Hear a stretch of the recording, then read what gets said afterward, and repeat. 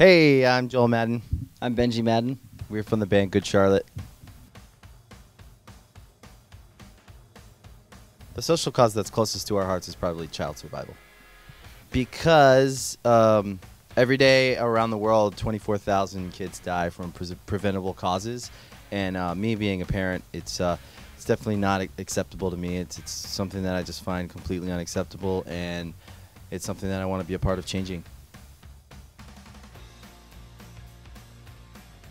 If I was elected president, I would probably continue to work on the healthcare in our country.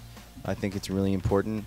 I'd also work on education. I think that education in this country has definitely been suffering over the last decade, and I think that just the children in our country, obviously, again going back to kids, that's the future of our country, and I would also try to work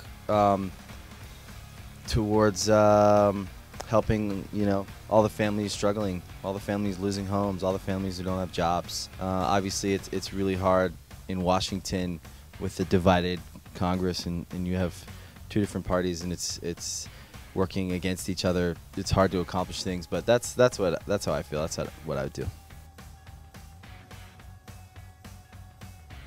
I think that in general, the people who don't vote, the people who vote the least, are young people, and we're the most active group, we're the most powerful group, and we're the future of our country, and we need to have a say in where our government's headed and where our country's headed, the direction that our country's headed in. Politics is such a kind of ugly word to me. It just represents a lot of things that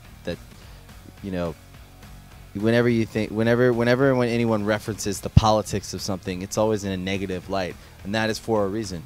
And it's kind of sad that the leaders of our country, politicians, have given themselves such a negative connotation to that word. And that's why it's important to vote, and bringing people to power that you believe in, because in general, I think the consensus is people generally don't like politicians, and they don't like people.